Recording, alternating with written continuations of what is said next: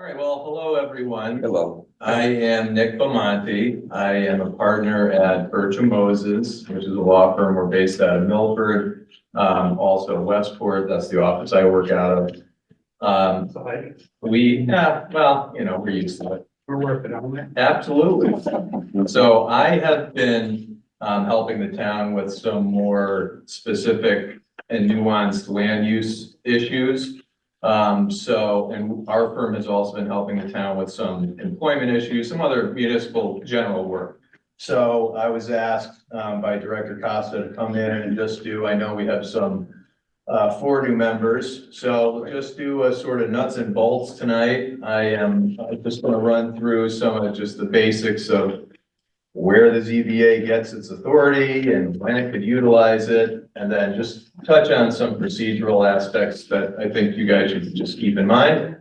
And really, if I say anything that raises a question or concern, just, throw them out there, because, I'm trying to be helpful and answer questions, or at least tell you guys I will get back to you on that. So, but really, I've been doing this for almost 15 years now. Pretty much all I've done is represent municipalities. We represent, I work with, I don't know, maybe 5 or 6 in Fairfield County, but mostly on this side of the fence. I do some private representation of developers, but for the most part, I'm representing boards like yourself, planning commissions, zoning commissions, and so forth. So I have a little lay of the land, shall we say, in terms of the laws at play here. So hopefully I'll try to put that into English for everybody tonight.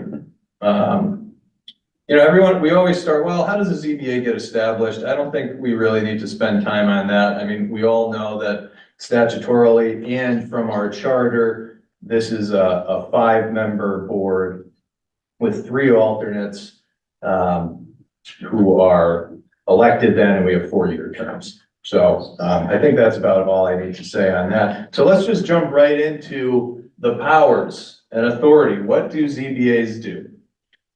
I think we all know, even after the public hearing tonight, the main thing the board does is consider variances, right? So effectively, that means authorizing something that the zoning regulations otherwise wouldn't, right? Pretty rudimentary here.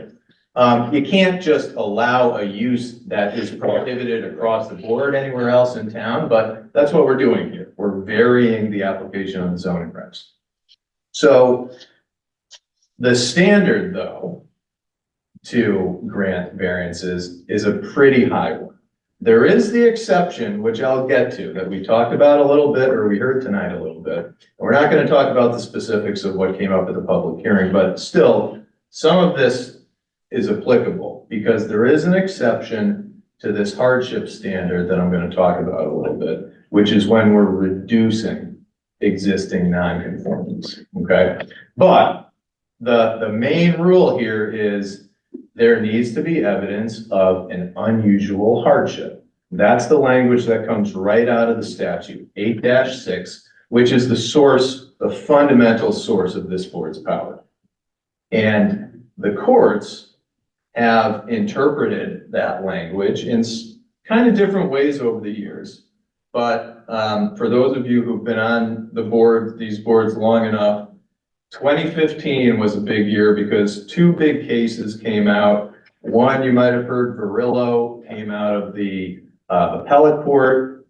Varillo really did a broad, it's like 75 pages long, this decision, but the point is the court really went through every sort of case that was out there interpreting, well, just to what extent can ZBAs grant or not grant these variances to the zoning regs, which are put into place for a reason, as we know. So the second case is E&F.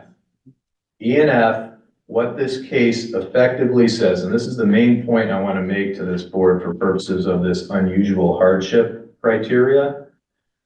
What E&F says is if there's any way that you can use your property, if there's any value, economic value, without you coming before this board and asking for a variance, It's not an unusual hardship. You don't meet the standard. It's a really high bar that really you would have to show, look, if this board doesn't say XYZ zoning reg doesn't apply to this property, if this board doesn't say that, I'm never gonna be able to use the property. I'm never gonna be able to develop it. That's what the current case law, and the ENF comes out of our Supreme Court. So this is like the top level law that says, if you're going to grant a variance because someone has proven an unusual hardship, that really all that amounts to is they have to prove that there's no other economic value to the property. Otherwise, they wouldn't be able to develop it without these variances. So that's, again, a pretty high bar. Just because someone is disappointed in the use of the property, or they want to build something bigger into the setback, you know, buying a property, knowing full well what structures are existing on the property, that's not enough. And the courts were very clear to say that. And I mean, the quote that they always throw out there is, this court has many times held that the power to grant variances must be exercised sparingly and with caution. I mean, that's the point here. This criteria, this unusual hardship criteria, it's a real high bar. So that being said, the one little carve out that the courts, and it's still good law today, we first saw this one exception for reductions of nonconformities. So you can grant a variance if you have this really high bar, unusual hardship, or if you're reducing existing nonconformities. So we know that there's properties that have been around for hundreds of years or whatever that don't conform to our current zoning regs. They're the coverage, setbacks. So those are effectively grandfathered in. Those are legal non-conforming structures if they're butting into the setbacks, or uses if it's a residential use in a commercial zone. So if the proposal though is asking for these variances that in some way, and really it's a case-by-case analysis, it's very fact specific on, you know, just overall, are all of these nonconformities being pulled back a little bit? And that's the consideration. So where an applicant is asking for variances and giving this board evidence that, well, you know, we have these 3 existing nonconformities and these variances would effectively reduce those or eliminate them, it gives this board the ability, not the obligation to grant the variance, but it at least gives you the ability to say, okay, well, we're going to think about this really hard and maybe we'll even, you know, give the green light on it. Legally, that's the only other way that you could approve a variance unless someone shows this 0 value unusual hardship concept. There's one other, I said there's only one exception. There's actually maybe a few others, but they're very rare, they're very nuanced. What I'll mention is they might come from the federal laws. Right. So we've got a federal law, the Fair Housing Act, the ADA, the American with Disabilities Act. So someone with a disability says, they call it a reasonable accommodation. Sometimes if they're requesting a variance, you know, some crafty attorney might come in. I haven't even seen them. I don't know if Director Costa has, but that's another situation where there might be some legal support to granting a variance, even if there isn't this unusual hardship. If the variance is coming in as, okay, we're coming in under the ADA, right, and we're asking for this accommodation. So a couple exceptions. The biggest one, though, is that reduction of nonconformities that actually gets this board to a place where they would be able to approve. I just have a question out of curiosity. Maybe you don't know the answer. Yeah. I find reviewing applications, there's some pretty weak reductions in nonconformities. Right. So the net result is we will reduce the nonconformity by 4 square feet. I'm like, 4 square, I mean, you know, I don't know, I mean, how do you kind of gauge that? Yes, it is a net reduction, but it's pretty sad sometimes what we see for these reductions. And there isn't there's no clear framework there. The Varillo court in 2015 points to these 3 other older cases where that happened, where the court said, okay, we're gonna uphold this variance because, oh, lo and behold, it's reducing nonconformities. So in 2015, the court in Varillo says, you see what we did these 3 other times?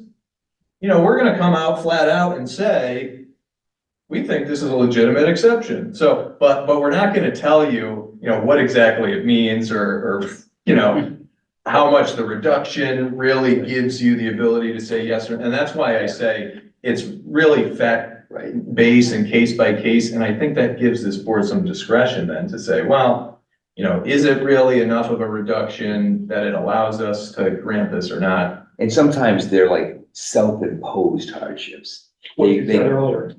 So when I said self-imposed, So we can't talk about any. no, we can't talk about this, but when it's self-imposed hardship, someone purchases, like in a residential property, someone purchases this small lot and wants to build a mansion on it, okay? And they went in knowing what they purchased. Right. So it becomes troublesome when we have, but what I'd like you to explain to them though, on some of the reductions in some of the hardships, like a corner lot can be a legitimate hardship in a residential property where you have these enormous setbacks on two of your property lines. So things like that, and then we've been told from our legal counsel that, you know, if we have a reduction in non-conforming, it doesn't have to be equal to or greater than what we're actually, it gives us a little leeway. So as we try to make things more conforming, okay, even though the property may look still non-conforming, we're creating a more conforming property. For example, we're letting them do one thing on one side of the property, but we're taking, right now they're 4 feet from the neighbor and they're gonna go to 12 feet from their neighbor, which is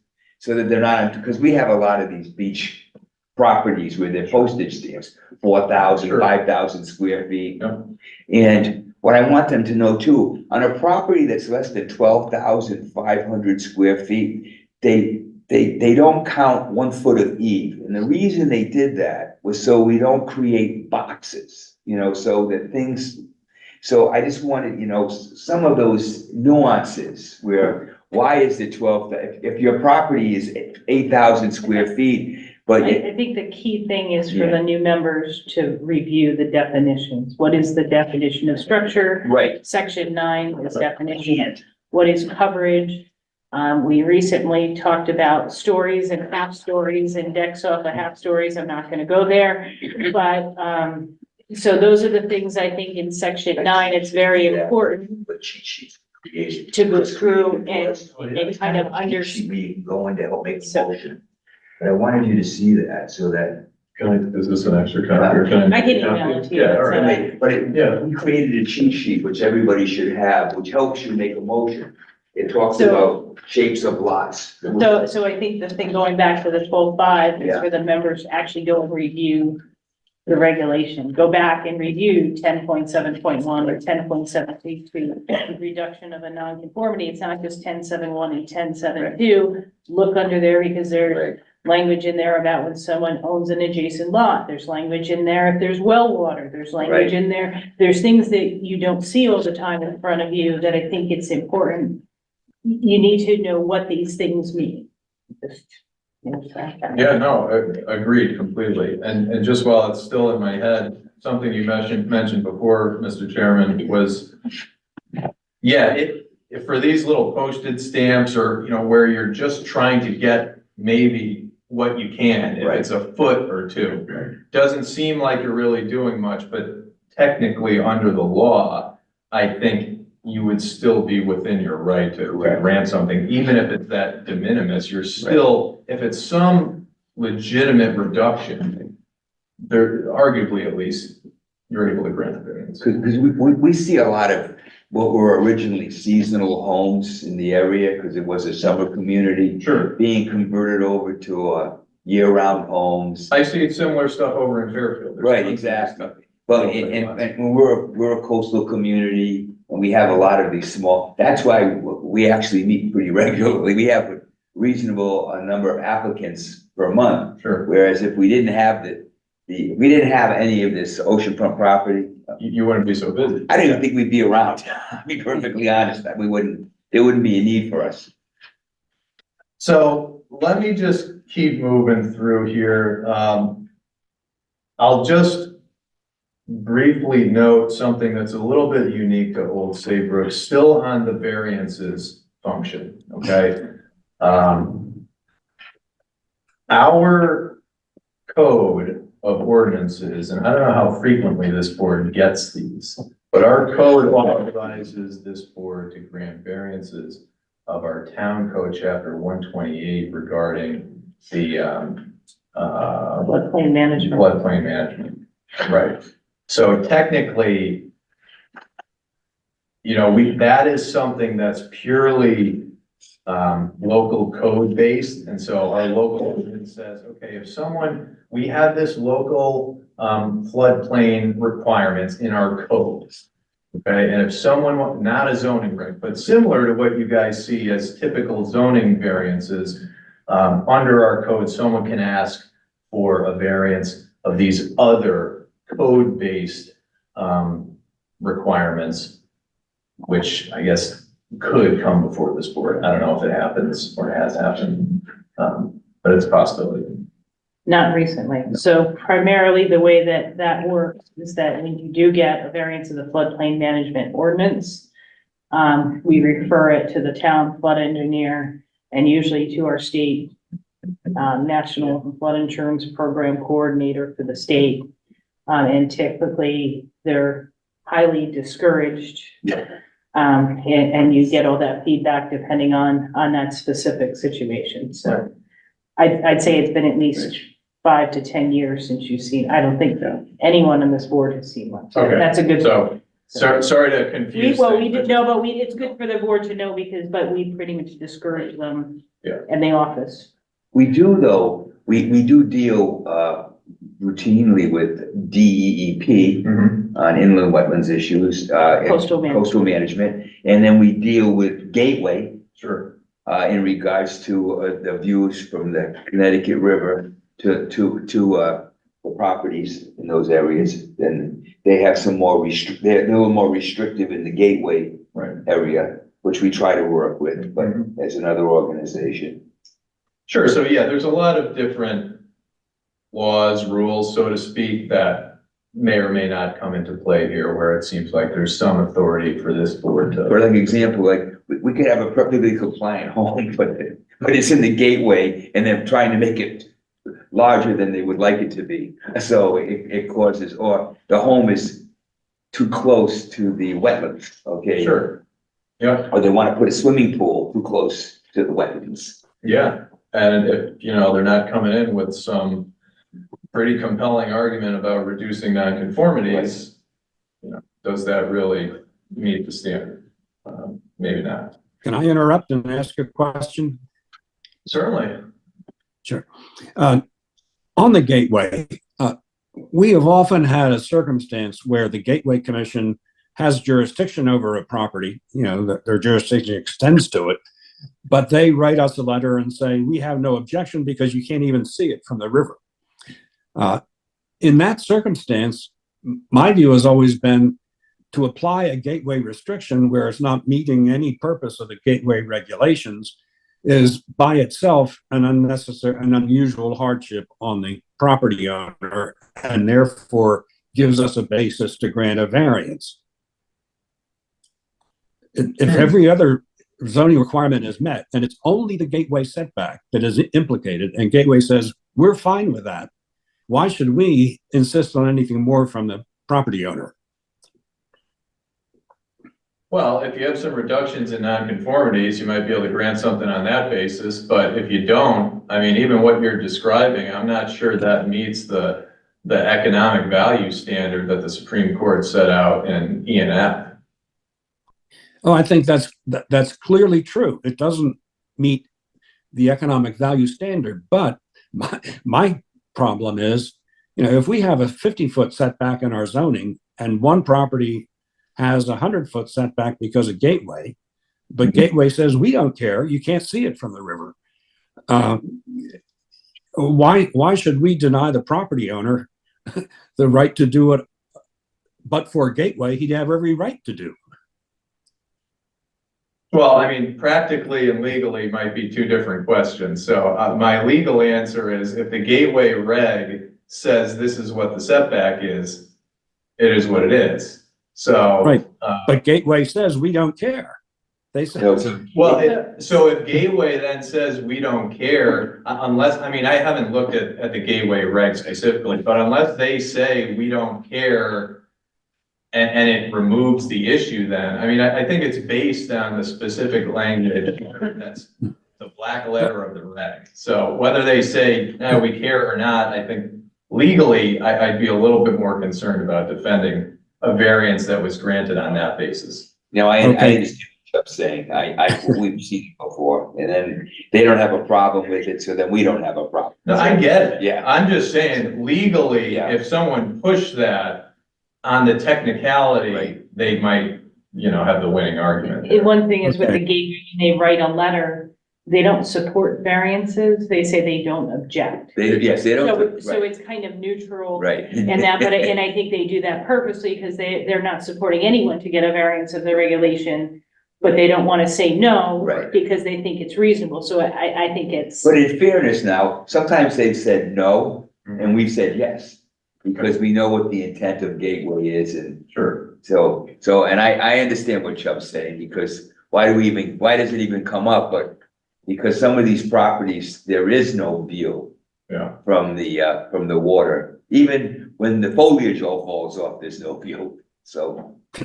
Yeah, Yeah, no, I mean, the only other analog I could think of is like in the HDC world where the law specifically says, okay, you need to come in for the COA application when you're proposing something that's visible from the public way. I mean, if that sort of language was in the gateway regs, then I think it doesn't apply anymore. If you can't see the water, then this isn't going to apply to you. But if the regs don't have that language, which it sounds like they don't, I think we're stuck. they're very thorough. They talk about visibility 100 feet from the Connecticut River, any tributary. And it captures it. Okay. yeah, it captures everything. And some of it, I mean, I disagree with too. It's a little bit tough and it puts ZBA in an awkward position. Sure. Right. And Nick, I had a second question.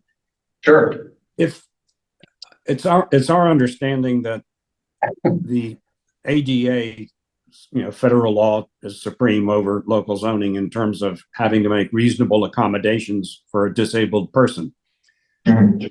One thing I've always questioned is usually a variance runs with the land forever, even to the next title owner who is under no disability.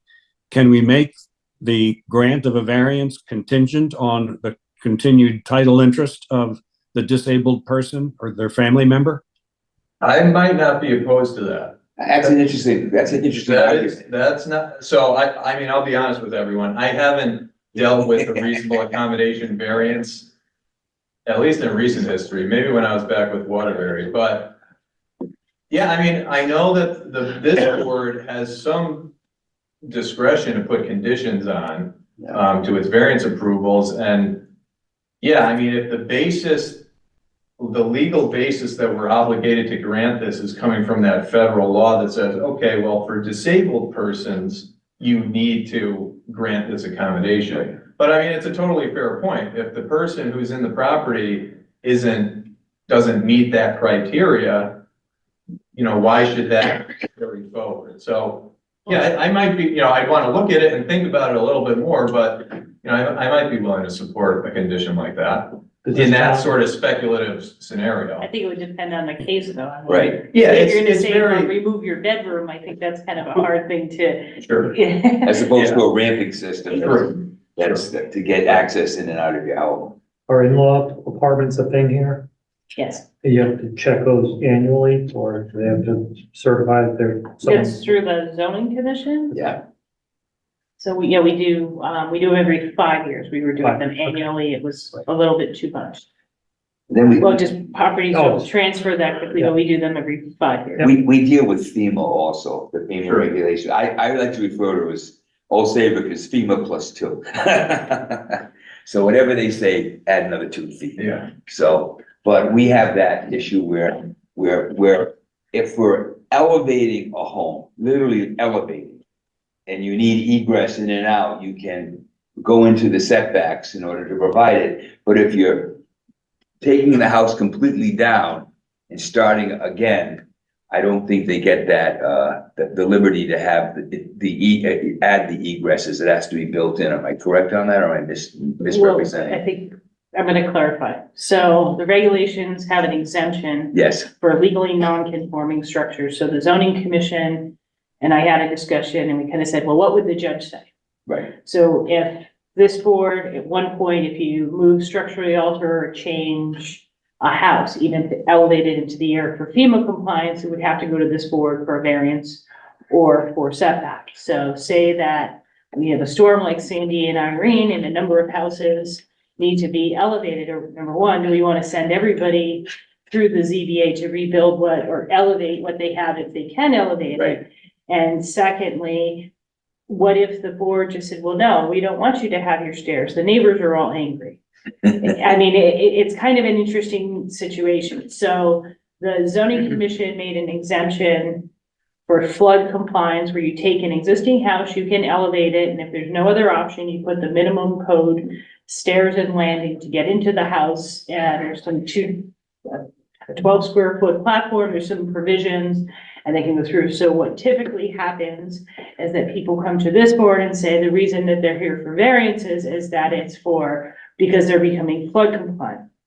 Well, it's not that they're becoming flood compliant, they can do that on their own, it's because they're changing the non-conforming structure. Because they say, Right. well, if I'm gonna jack up my house and I'm into this for over $100,000, I might as well blow the roof off and add yes, a new right. bedroom and whatever else. So that's the one thing, just to kind of clarify. Thank you. But our regulation, going back to what you're saying, it's not always FEMA. If you have an existing structure, we don't really do the keep one wall rule as a way to rebuild. So if you take your structure down and it's non-conforming, you come back for variances to rebuild that structure because you're changing and structurally altering. So it's not just for elevation, it could be a house outside of the Right, flood. there you go. Okay, So that's how we operate with that. correct. But in those situations where they're not asking for more than they would need under FEMA, if they're just coming in and saying, okay, well, the building code changes, the FEMA regs say, now we need to elevate this 2 additional feet up. If that's all they're doing, they would still come before this board and the board would, No, They it don't wouldn't even have to come in go front of yeah, us. because that's the Yeah. exemption. No, but Okay. pretty much we also made some other exemptions. So we have, our flood regulations are through an ordinance, not the zoning regs. And we have higher standards. We already have 2 feet of freeboard, Right. so 2 additional feet on top of it. Mhm. But there's provisions saying, okay, if you meet the FEMA minimum and already, we're not gonna make you go up 2 more feet. Yeah. So we'll let you stay there. So we've kind of tried, as we've done this for Right. many years, tried to figure out ways to avoid people coming to this board for variances.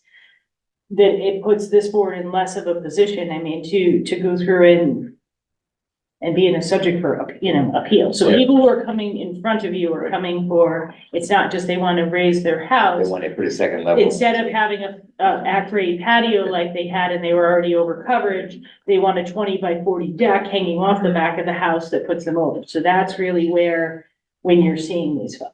Or if they're adding a second level on top of the first, they've taken the house down. They want to build not a 1-story, but a 2-story home. Now they're adding bulk to the area. Yeah, or a rooftop deck or. Yeah.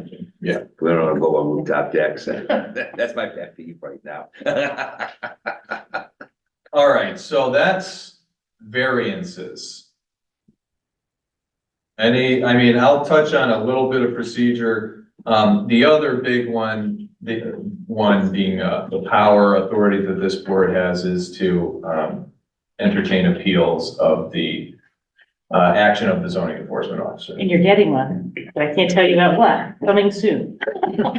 So, yeah, there's not as many of these compared to variances, but where there's an allegation that there's an error in the enforcement officers in a decision, in an order they rendered, in a cease and desist, and an interpretation of a code, that can be appealed then to this board. And when this board receives one of those appeals, this board treats it as it's getting it for the first time. It doesn't have to, like the courts will oftentimes give deference if, let's say, this board makes a decision, that decision gets appealed to court. The courts legally give some deference to what this board decided as a baseline because they know you're the local fact finder. That is different if this board receives an appeal of ZEO action. You don't need to give any deference to what the ZEO did. You want to look at it holistically. Legally, we call it, it's a de novo review. So you're just looking at, okay, this is the regulation at issue. Did the ZEO make the correct interpretation? Did they make the correct call? There's no power, just as a little aside, there's no power of this board to hear an appeal claiming that an enforcement officer failed to take action. So where a neighbor is saying, hey, my neighbor is violating the zoning regs, zoning enforcement officer, go, send them a cease and desist. If they say, no, I don't see a violation here, the neighbor can now then appeal that, no, there's no violation to this board, so. And actually, it's funny that you say that because I use that when we have, sometimes we have repeat complaints Sure. and Oh, there's yeah. not a lot of relevance. And I've actually had circumstances where I've told the neighbor that they can go to court and take civil remedies. So a neighbor can go to court and Right. enforce the zoning regulations if I don't write the order. Right. It's, or if I Yeah, don't but find that's the the only way they violation, could do it. If like, yeah, a neighbor would have to institute its own civil Legal action action. to force some sort of enforcement. Right. So,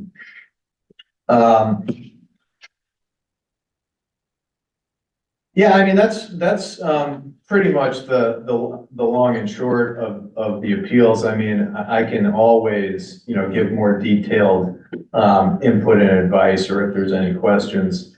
I'll just quickly mention the other power that this board does. I think the legislature pretty much cleaned up their act. And what I mean is these location approvals. Do you remember the location approvals? So the ZBA was acting as the state for like gas station applications, motor vehicle repair places. Maybe you guys never got these. If that's the case, then great.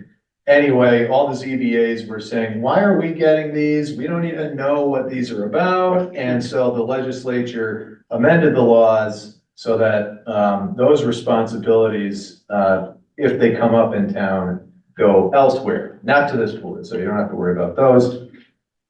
no longer. No longer. And then just procedures. So I just want to talk a little bit about like FOI stuff, the record, how many votes you need. So basic stuff, but this is what the law says. For this board to open a meeting, this will get a little confusing, but I'll bear with me. A quorum to just open a meeting is a majority. So that's 3 members. So if you have 3, you could start a meeting, but you can't grant a variance, or you can't turn over a ZEO decision if somebody's appealing the ZEO. The statutes say you need 4 votes, all concurring, in order to grant a variance or to reverse a prior decision of the ZEO. So practically, you're never gonna really do anything with just 3 people.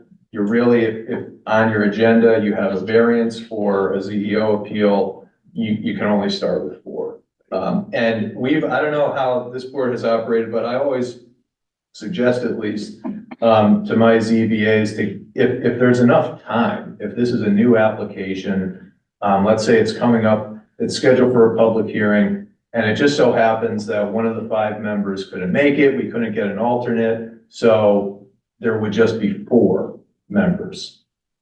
I like to at least give the opportunity to the applicant and say, hey, you have some time, if you want to put this over to the next meeting, so that we can get 5 here, we'll give you that option, so. And we do that. Okay, We yeah, come- Typically, we know Who's coming? with a week in advance, and if something happens, the office will contact the applicant or their attorney and say, okay. so they don't even have to. Right, so they don't even have to come in and they write a letter, but the board knows if it's a last minute situation. Good.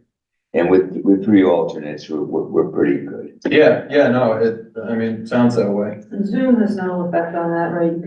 It's still, if 2 members were on Zoom Correct, and 2 were seated, that doesn't matter. that's right? correct. Yep. Yeah, so the law now gives any, board member the legal right, if anyone wants to participate by Zoom, they can. That right is not shared by the public. We offer, Zoom access as an accommodation to the board. One thing we do require though is if, for example, 5 people were seated at a meeting and then, in the next meeting, and it got pushed out to the next meeting, we like to seek that 5, if one is an alternate on 5, and if not, we need an alternate, then we require the alternates to review the Right. previous meeting, and we will question them, did you review the previous meeting, so that you're completely up to speed? Yeah. So we don't get into a legal argument. I agree 100%. That's exactly right. All right, a couple other pieces like that, as I know, Director Costa, and you guys must be really good about this, but whenever you're acting on a variance or appeal, you need to put reasons into the record. Which regulation is being varied, and then when you're granting the variance, what's that hardship or what's the reduction in the nonconformities? We want to have that clearly represented in whatever resolution or verbal motion that's made so that, the decision is defensible, from my perspective.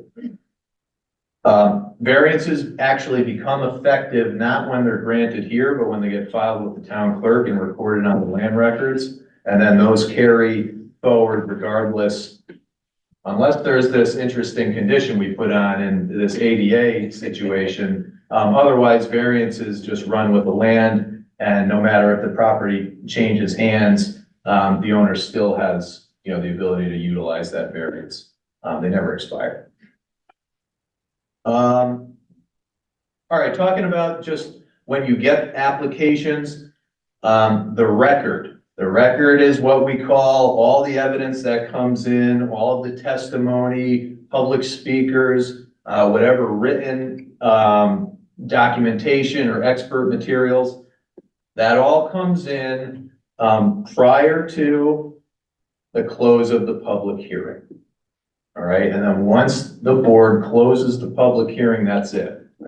All right, you don't consider anything else, you don't receive anything else. There's some limited ability for staff or me to give the board some input, but you're not adding in any additional evidence into the record. The record, once it's shut, that is what you're limited to using as the basis for whatever decision that you come to. And just one other comment, so like tonight we received a petition, make sure you give it to the clerk. Yeah, it's always, I'm not always here to. No, I would've I given- tend to grab things. I would have given it to. But the other thing is if someone comes in, especially now with screen sharing, is that people come in and what they do is they show exhibits on Zoom. And we don't have them in the file, so we ask that they provide a paper copy or email a copy. We try to avoid it because how do we have that for the record to share with everyone A else? perfect example would be what I did today, which I didn't hand out. I had taken aerial photos of the two properties. And I was, because of the fact that I wanted to discuss it and I can't use any of our portable devices, I had made enough copies for all of us, plus the applicant. Sure. And I would have handed one to the clerk so that otherwise you can't go looking on your cell phone to find information. It's Right. too late at that point. Right. And, I just wanted to, so if you think there's something that you want to share that you find interesting, make sure you make enough copies. We can always make the copies, but if you come in with copies, it's much easier. And especially, I mean, you made a good point, but have enough to give to the You applicant. gotta give it to the applicant. That's the whole point here, Yeah. like we wanna, it has to be fair. And what that means in this context is the applicant has to be able to respond to, whatever opponents may be putting in, whatever the board members may be thinking. I mean, they're the applicant, that's their right. They get to respond, they get to finish their piece if they want, so that's why we wanna give them that opportunity. And explain, during public comment, the public is talking to us, not the applicant. Because it's very important we understand that they're talking to us. Though the public, I mean, this is even with tonight, so with the woman that spoke up. Yeah. The audience doesn't realize, or the public, they don't realize they need to direct their comments through the chairman. And Right. the reason for that is, so how the woman tonight spoke, sometimes what will happen, the members of the audience will start bickering. Right. So for the chairman, it's really important to curb that discussion. Right. All the questions go through, the answers go Right. through the attorney. And I mean, we have had situations where we end up with 10 people bickering about. Right, yes, so. Oh, I've been in plenty of It's very meetings. important. And There's- the other thing too is it makes it very difficult for the clerk who's To keep trying track. to take minutes when Right. you've got 5 people arguing with each other about. That's why one nonsense. Just trying to make a transcript. One applicant, one person talks at one time, and they have to state their name and their full name and their address, so we can keep it for the record. Yeah, well, that's the other reason. I mean, because the overlap, we need to maintain a recording of these for all of the applications that come before you, because if there's ever an appeal of your decision to court, we get the transcripts and that all gets filed by the court. And, when they're trying to make sense out of 15 people talking at the same time, it just doesn't work. All right, let's talk a little bit more about the public hearing. The conduct at the public hearing, it's largely informed by case law. There's not really statutes that you could point to say, oh, well, this says we can cut people off after 3 minutes. Doesn't really work that way. So you gotta be just a little bit flexible. Think about, again, what's fair. So, at the hearings, anyone can come and be heard. So time limits generally, I don't know how defensible they are, but oftentimes we still will say, like, if we have a bunch of people who come for a meeting, I mean, just make the request. It's like, please don't repeat yourself. If you could limit it to 3 minutes, we got a full agenda and we're all trying to get through the night here. Most people will. We try to be respectful of their wishes and try to give them enough time to speak. Yeah. And, So one comment, that our clerk just asked us was, or asked me was, well, can you continue the public hearing? So the one thing I want to say about tonight is the motion was to resume the meeting to the next meeting. right, It really should be to continue the public Public hearing to hearing, the right. next meeting, because you need to continue the public hearing so people know you've continued it. right, Then you close, you can continue after that, and you can make a decision in a different meeting. But what the intent was, and why motions are so important, is to resume the meeting. right. If someone was not at the meeting tonight, they don't know if the public hearing was open, they don't know, Correct. potentially, so it's important to make sure these motions are clear. And we won't renotice it now for the next one. No, See, that's where the people and that's why Director Costa was saying, you make that clear in the motion, because it's not gonna get in the paper and say, hey, the public hearing is still going next month. and that's why I want to make sure the public understands that because that's why we stopped it, because once we close public comment.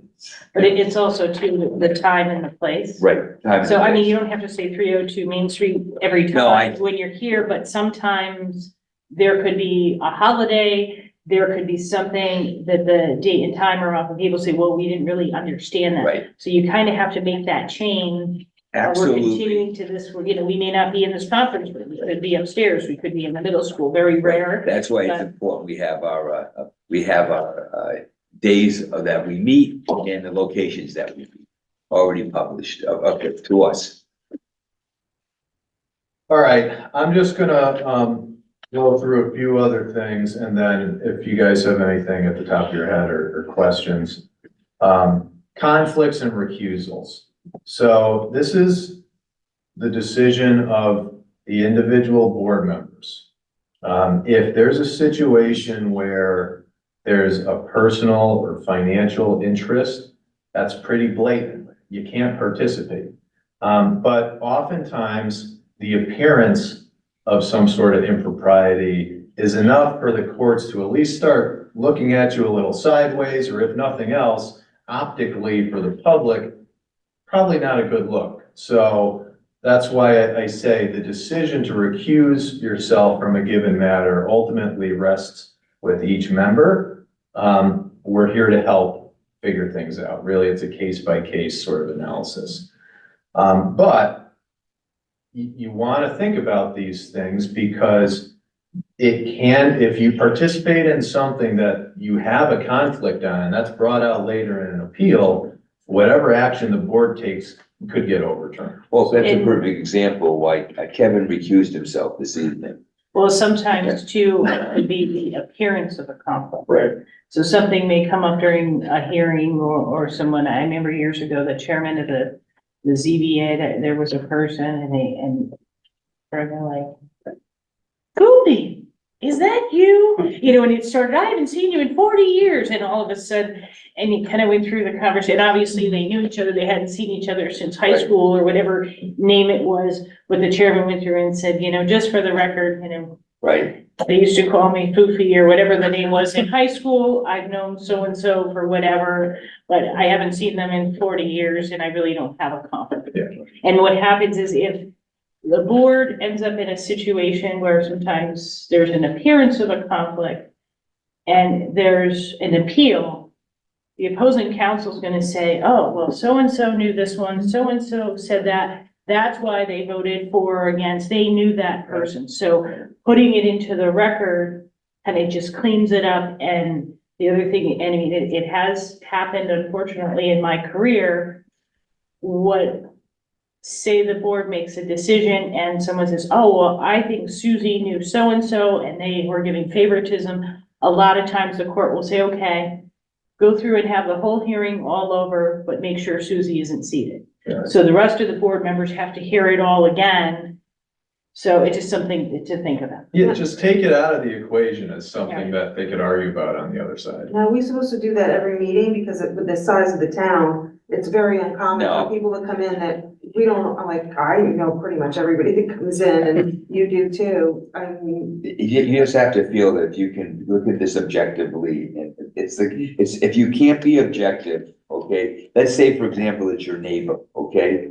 I would suggest you recuse yourself, okay?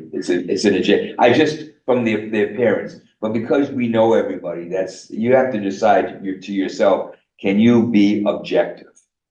But sometimes someone can say something even in the public that makes No, I know. appearance of but- something, But with a relationship that may not be there, and it could be like the whole, and I forget what it was, Foofy, how are you? And it's, oh, I yeah, think we do a pretty. Gigi, I remember you, it was, you know, so that's where it's that appearance, it doesn't necessarily, so that's, as a member, it's kind of easier just to say, you know, for the record, I'm Miffy. I know her, Foofy, but I can be You know what objective. I'm saying? Yeah, Right. if you put that onto the record, Right. you Then know, you're that's safe. all, that's. And that's kind of where I'm going. Like, at least do that if you're gonna stay on, just put everyone at ease. And, you know, if some lawyer tries to use that, it's probably not. And they gonna be the most do. compelling. They do. Yeah, they still will. I mean, we try to find whatever we can, right? and is But that just for the applicant or is that for all the people, like people that came tonight? I mean, I know like 5 of those people that spoke. Am I supposed to state that I know the people objecting, or I guess we're not supposed to talk about that, but. You just have to ask yourself if you can look I at can it. be objective. As long as you can be objective and they're not a neighbor next to you, we have to use some sanity on this right here. But I mean, there's a lot of people you're gonna know. I mean, there's people. Right, we know kids in everyone. school, And they know all the parents on the soccer Right. team. I mean, it's gonna, or you go to the same church, you're gonna know. If you people can't and be know who they objective, are, But you- that's, That's a problem, Okay. okay? but if the people that you're talking about, you go to dinner with them, you hang out with them, you socialize with them, someone can say, oh, member so-and-so, acted on that, but I know that they're friendly. That's when that whole appearance of a conflict. Yeah. It becomes, sometimes appearance is more than actually having a conflict. And I mean, I live in town and I go through it and I kind of grapple with it. I'm like, oh, I kind of know this person. And you go back and forth. And sometimes you're like, better safe than sorry. And a few times somebody's called me on it and I go, that Yeah. person took care of it. Yeah. I'm clean. Yeah, it's not worth it. It's not. Oftentimes.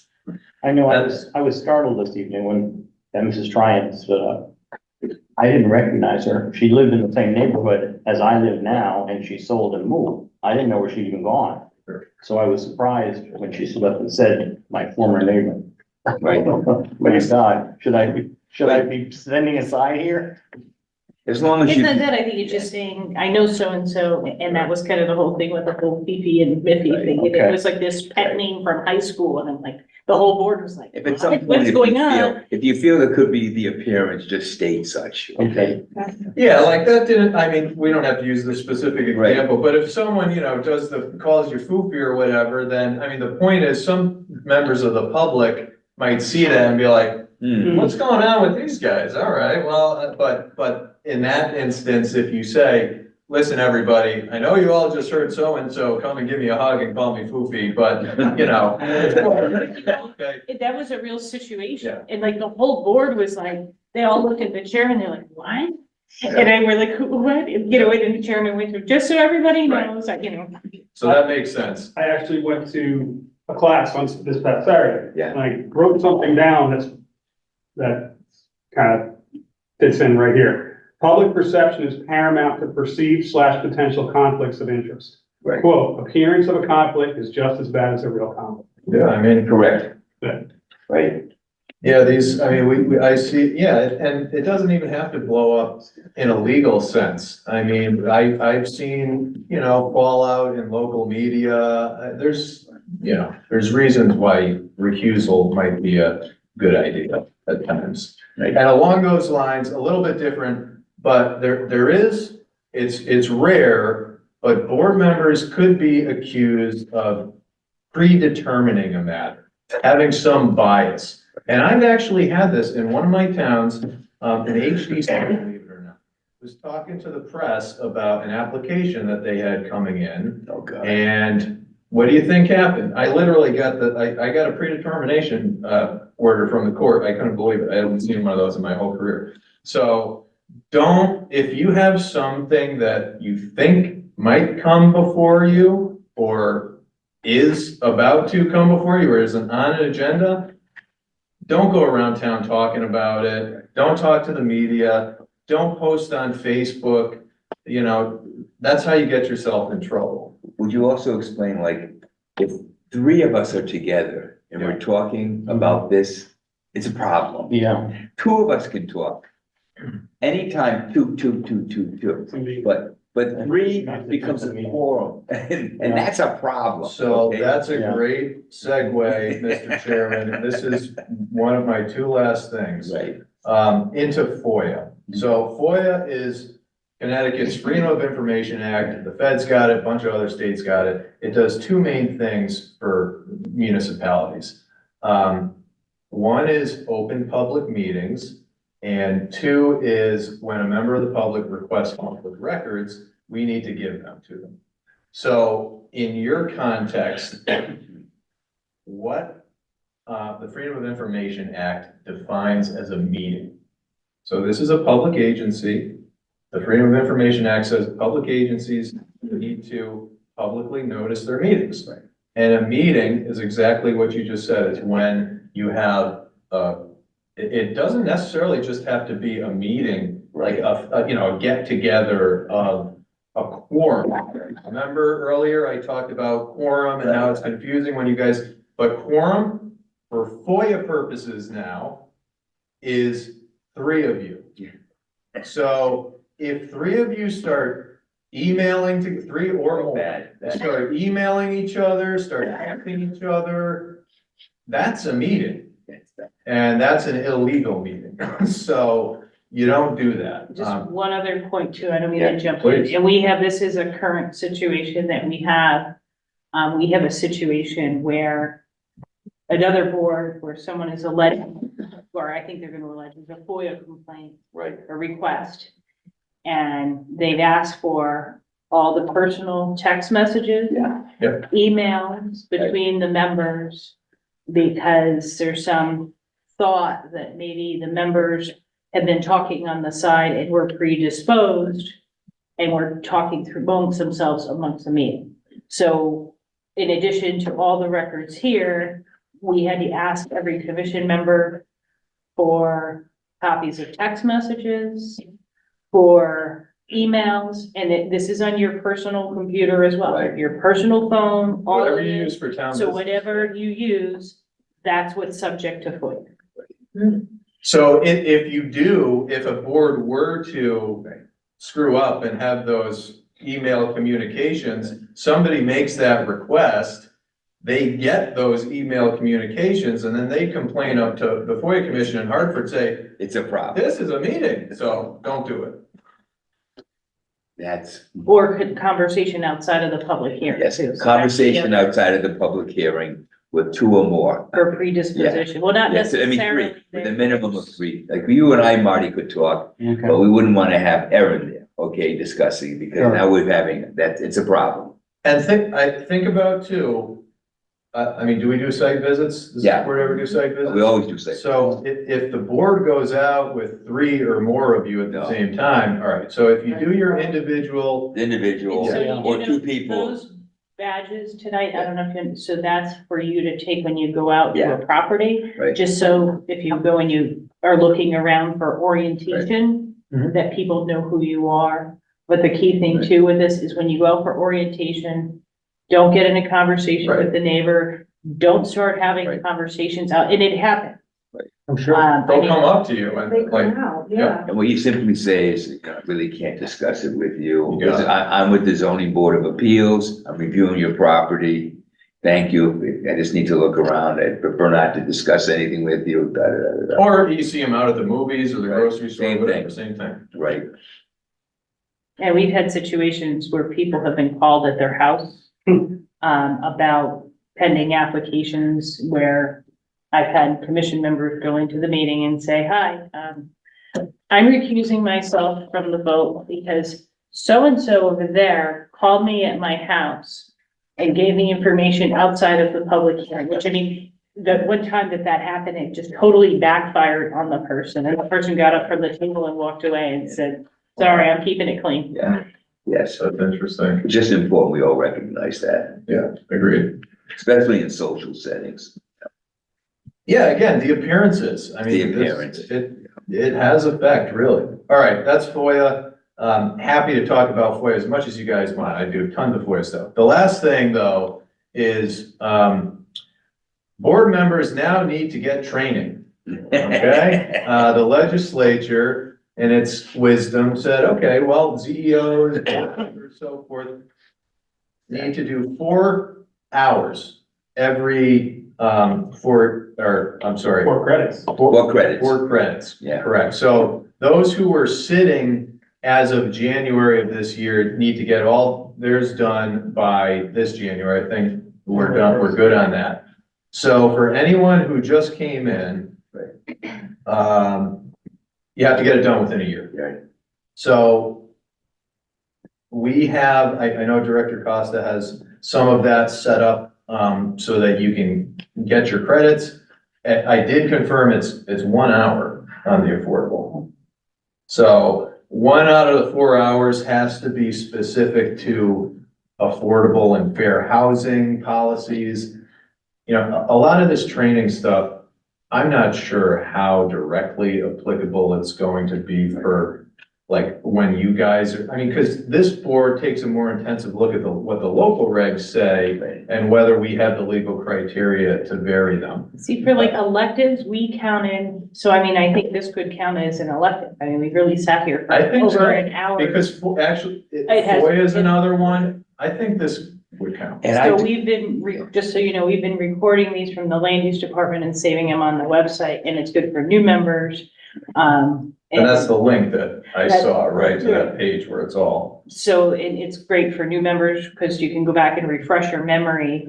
But I think this would count because we've been here for an hour. Yeah. And then we just track the attendance and go from there. and Chris, she constantly provides us with opportunities. And I would suggest to everybody on our board that even though it's, you know, you're looking for 4 credits in a year, or that you should, if the opportunity presents itself, and you can catch any of the meetings, it just gives us more information. It just makes us a better individual on the ZBA. So I would say, because there'll be opportunities throughout this next year where she'll say, there's a meeting on this, you can get credit on it, but it's still gonna discuss this, this, and this. And if you can get a chance to spend an hour and just participate. It takes hearing the same stuff Over and over over again. and over for it to like sink in. And I'm telling you that because, you know, hear it from me, so. We can't be too educated, we just can't.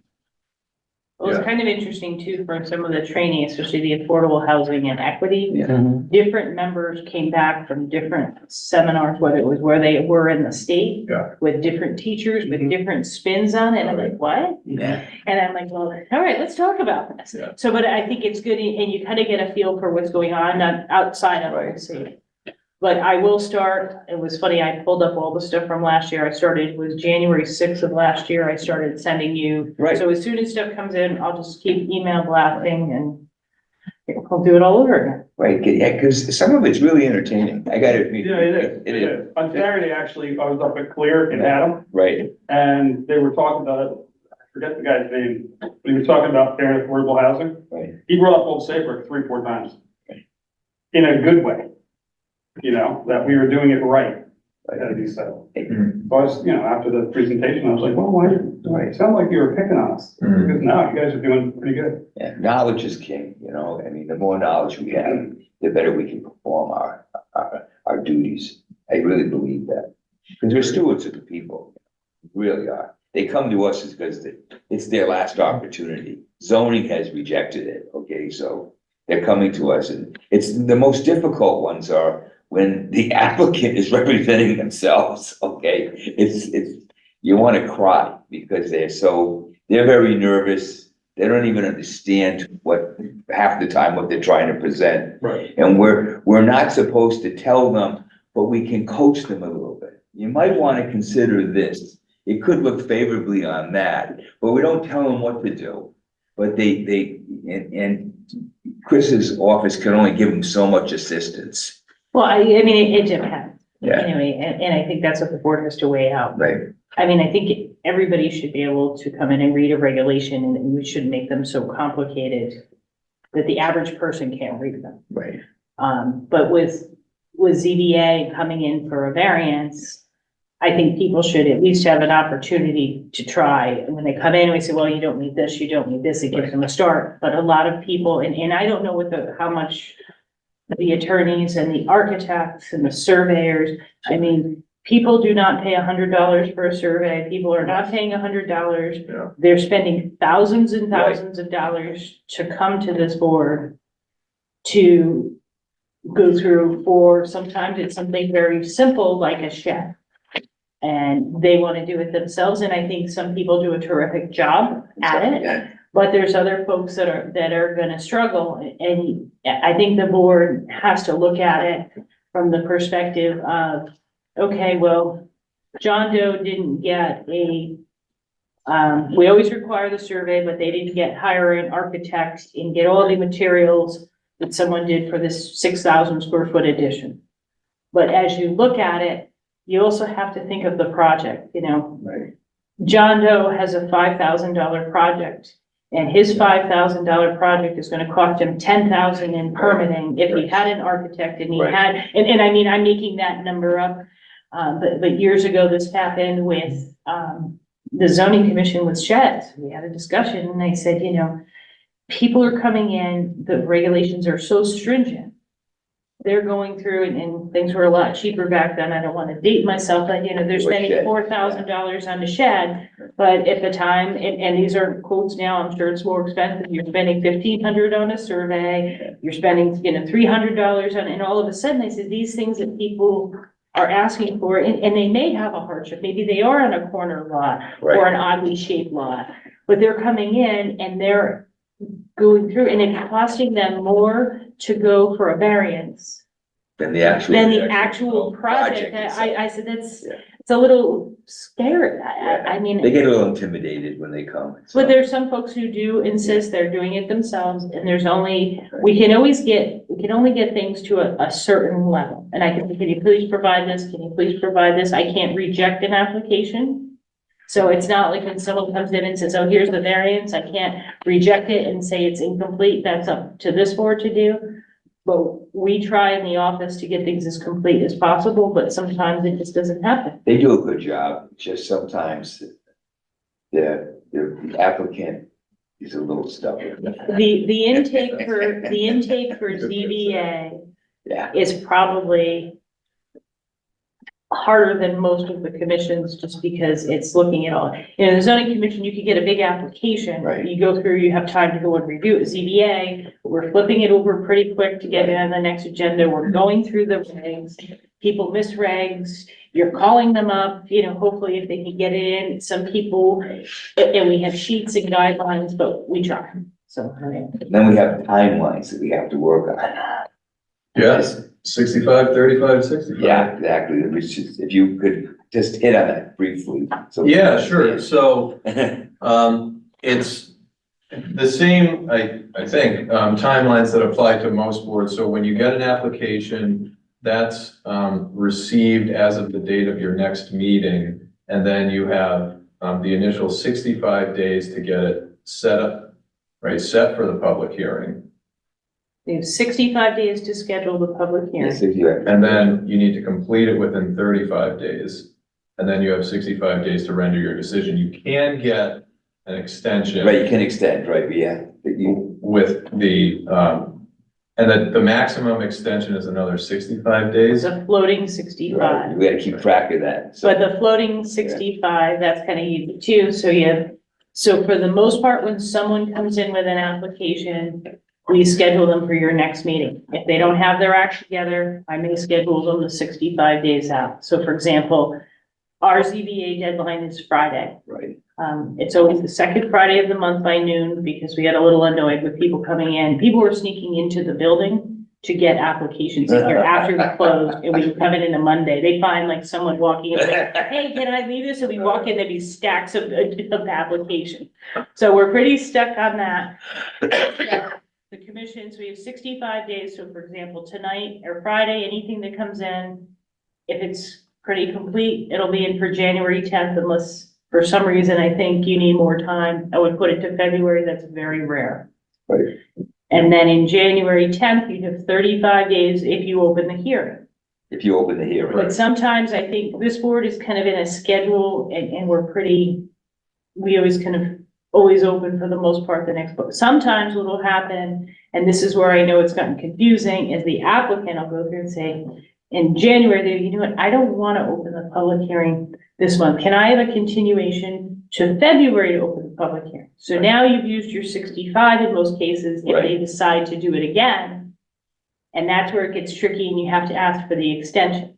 We try to take care of this in the office, but sometimes what'll happen is we don't know in advance. You're at the meeting and somebody comes in and actually I will say, it doesn't say it on this one, but typically we do say on the agenda to act, open public hearing and so forth. So that 65 days, someone could keep coming in. Right, And go through and say, well, can I have an extension of that floating 65? And they could use that whole 130 days, they're 65 and they're 65 floating. just continuing the opening of the public hearing Before it even opens. before it even opens, and then they end up that they're not prepared, and they have 35 days for the hearing, and they shot themselves in the foot. Right. So it sounds crazy, but it happens. And sometimes they'll even just withdraw it and then refile the application if it, but, you know. And we get information on, they do a very good job keeping us informed on the timeline. It's nice to see. I know Chris had told me they try to put that on. Which is kind of important because some of these get a little, we've been close on a couple of them because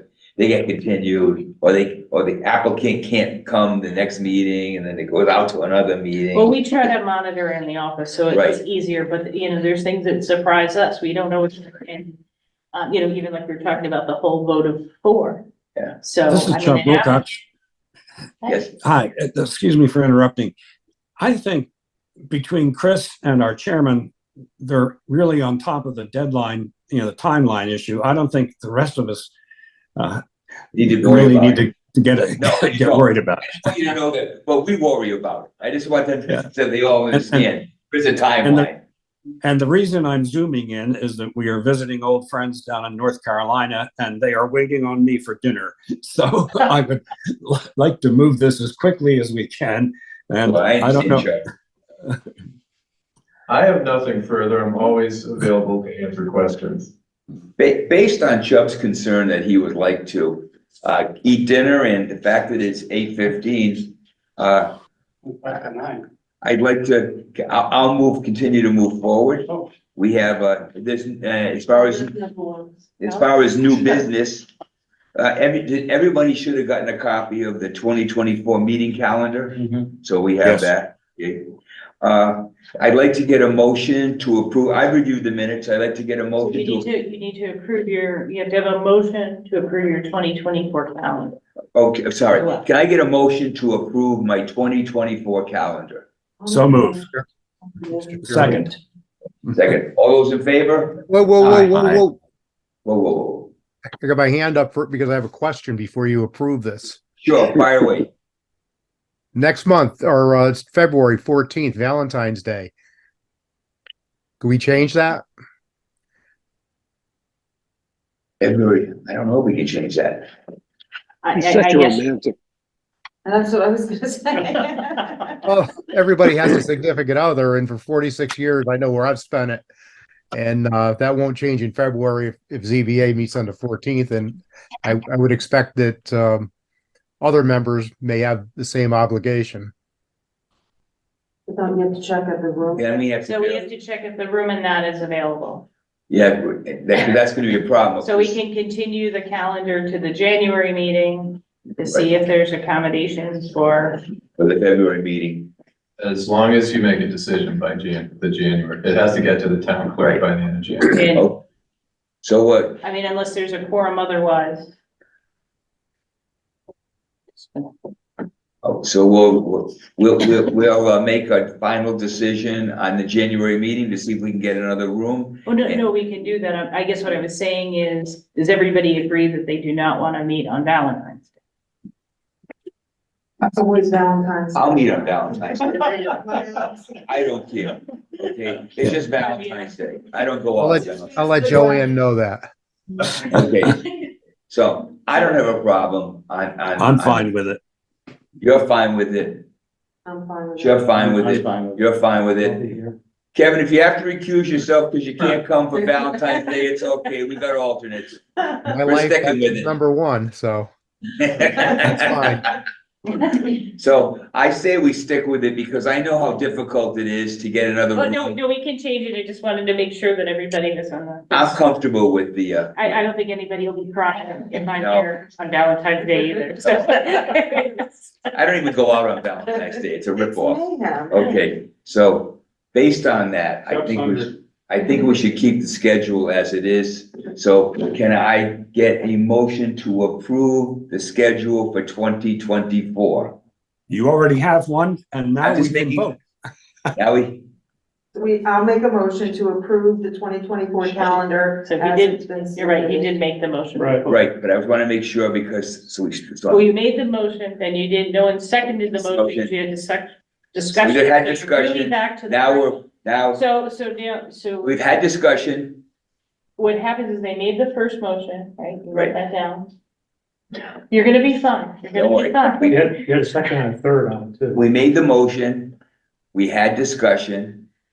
Well, there was a second. That was the second. It was. So did It you get was- the second? Mhm. Yeah, So Chuck made the first motion Right. and seconded. So what happens is when you have a motion first and a second, you can't just kind of abandon the motion and go and make another motion Right. because you got, I have so to retract. part that of what motion you're gonna need to do is when this happens, can say, hey, wait, you already have a motion? On the table. Because you're the motion keeper. The first and second. No, No, No? no, mine doesn't count. It doesn't count. Oh. So, one of the two up here, Chuck. Chuck or. Chubb made. the- Chubb made the Chubb made- first, Chubb, second. not Chubb, Chubb. Chubb made the motion. I didn't know, he seconded. I can't second. You can't second, he's Oh, not Then seated. I will second it. Aaron's No, the seconded. first motion. Yeah, first motion. Chubb made the motion, first motion. Aaron's, Okay. Aaron's seconding it because only She seated did people. before. Yes, like she did before. We've had discussion. All those in favor? Aye. Aye. Perfect. Opposed? Opposed. Okay, so noted. Oh, But you- Kevin's opposed, so you can go through. Okay, So you didn't have, so now, you didn't have a vote of five is approved, so you have. but Kevin's not seated. You mean I'm not seated? He's a You're regular. not seated. Oh, that's Oh, right. you never Don, seated. you're He's not voting on seated. this. I'm sorry, He can't vote. So Kevin can't vote. You've recused yourself for this whole Right, meeting. sorry. okay? You So, didn't receive him, so he, so we did not receive Kevin. so, yeah, sorry, Kevin. Sorry. So I it was will, either way. I will vote aye. Aye.